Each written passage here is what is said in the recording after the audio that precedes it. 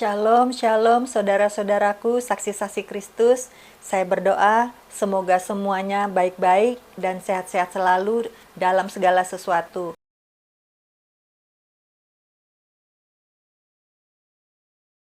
Puji nama Tuhan, pada hari ini saya ingin menyampaikan pesan Tuhan tentang prank. Saudara, apa bedanya prank dengan surprise? Menurut saya, kedua-duanya itu serupa tapi tidak sama. Prank bertujuan untuk ngerjain orang, memperdaya orang, untuk dijadikan bahan tertawaan atau lelucon, di mana pihak lain ditipu oleh suatu keadaan tertentu, sehingga mempengaruhi emosi orang tersebut yang dikerjain atau yang diperdaya itu. Dengan kata lain, menjadi korban prank. Jadi prank berarti sama artinya dengan memperdaya. Lain halnya surprise yang mempunyai tujuan untuk membahagiakan orang lain, bukan memperdaya orang lain. Misalnya, memberikan kejutan sebuah hadiah pada hari ulang tahun atau yang lain sebagainya. Mari kita lihat firman Tuhan di dalam Amsal 26 ayat 18 sampai 19. Seperti orang gila menembakkan panah api, panah dan maut. Demikianlah orang yang memperdaya sesamanya dan berkata, "Aku hanya bersenda gurau." Kemudian kita buka firman Tuhan yang terdapat di dalam Mazmur 34 ayat 13 sampai 15. Mazmur 34 ayat 13 sampai 15. Siapakah orang yang menyukai hidup, yang mengingini umur panjang untuk menikmati yang baik?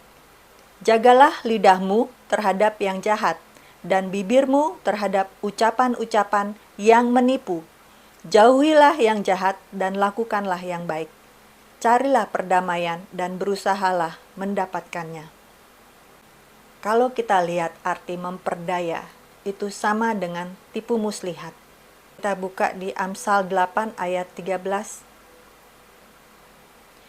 Takut akan Tuhan ialah membenci kejahatan.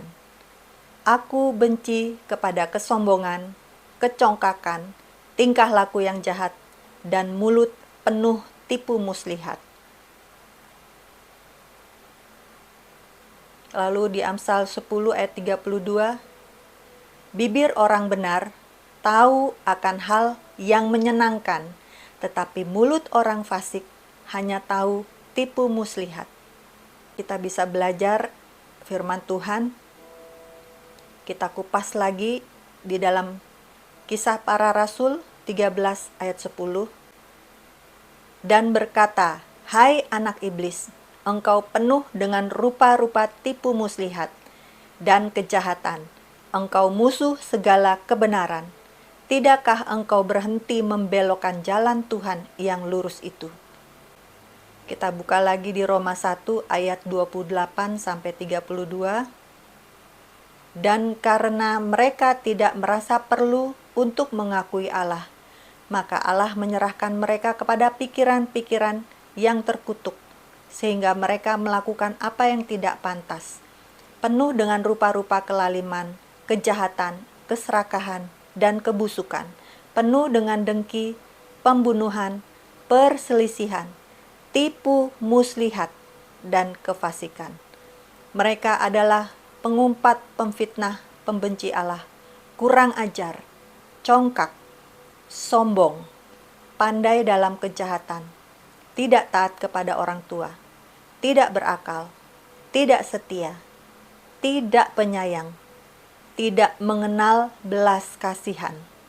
Sebab walaupun mereka mengetahui tuntutan-tuntutan hukum Allah, yaitu bahwa setiap orang yang melakukan hal-hal demikian patut dihukum mati, mereka bukan saja melakukannya sendiri, tetapi mereka juga setuju dengan mereka yang melakukannya. Wow. Di sini ada termasuk dengan tipu muslihat dan tidak mengenal belas kasihan, tidak penyayang. Lalu di dalam Mazmur 17 ayat 10, Mereka tidak menunjukkan belas kasihan. Mereka membual. Kemudian di Amsal 21 ayat 10, hati orang fasik mengingini kejahatan, dan ia tidak menaruh belas kasihan kepada sesamanya. Setelah firman Tuhan kita baca tadi, dikupas bahwa tipu muslihat adalah pekerjaan iblis. Jadi sekarang kita tahu Alkitab menuliskan bahwa prank itu adalah tipu muslihat yang merupakan pekerjaan iblis.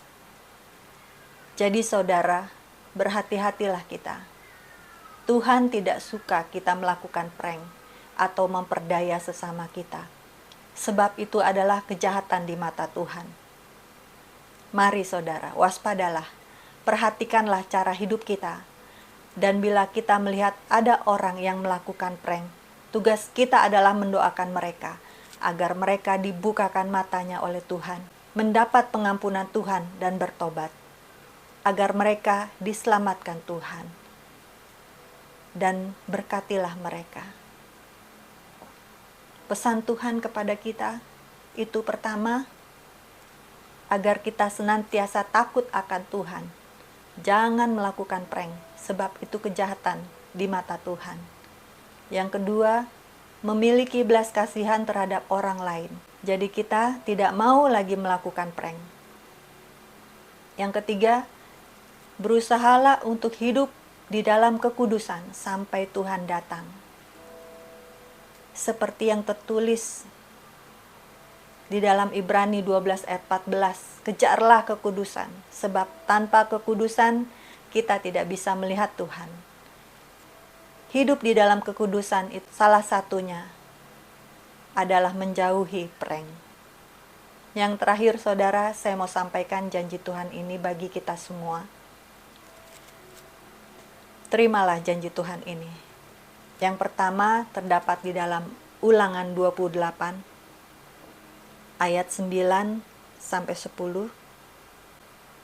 Tuhan akan menetapkan engkau sebagai umat-Nya yang kudus, seperti yang dijanjikannya dengan sumpah kepadamu, jika engkau berpegang pada perintah Tuhan Allahmu dan hidup menurut jalan yang ditunjukkannya.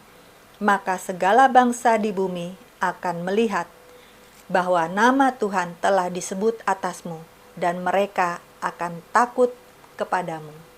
Wow. Janji Tuhan yang kedua terdapat di dalam Mazmur 25 ayat 12 sampai 14. Siapakah orang yang takut akan Tuhan? Kepadanya Tuhan menunjukkan jalan yang harus dipilihnya. Orang itu sendiri akan menetap dalam kebahagiaan, dan anak cucunya akan mewarisi bumi. Tuhan bergaul karib dengan orang yang takut akan Dia, dan perjanjiannya diberitahukannya kepada mereka. Wow. Pegang janji Tuhan ini saudara. Bersyukurlah kita menjadi umat pilihan Tuhan, dan Tuhan menetapkan kita sebagai umat-Nya yang kudus, dan hidup kita ditetapkan Tuhan di dalam kebahagiaan. Wow, luar biasa Tuhan. Haleluya, puji nama Tuhan. Bagi Dia yang berkuasa menjaga supaya jangan kita tersandung, dan yang membawa kita dengan tak bernoda dan penuh kegembiraan di hadapan kemuliaan Tuhan. Yahweh Elohim yang Esa, Juru Selamat kita oleh Yeshua HaMasyiah Tuhan kita. Bagi Dialah kemuliaan, kebesaran, kekuatan, dan kuasa dari selama-lamanya sampai selama-lamanya. Haleluya, haleluya. Amin. Terima kasih saudara sudah menonton di YouTube channel Saksi Kristus. Kiranya dapat membangun dan memberkati kita semua, dan agar kita semakin disempurnakan sebagai satu tubuh Kristus yang kudus, tidak bercacat dan tidak bercela sampai Tuhan datang. Immanuel, Shalom.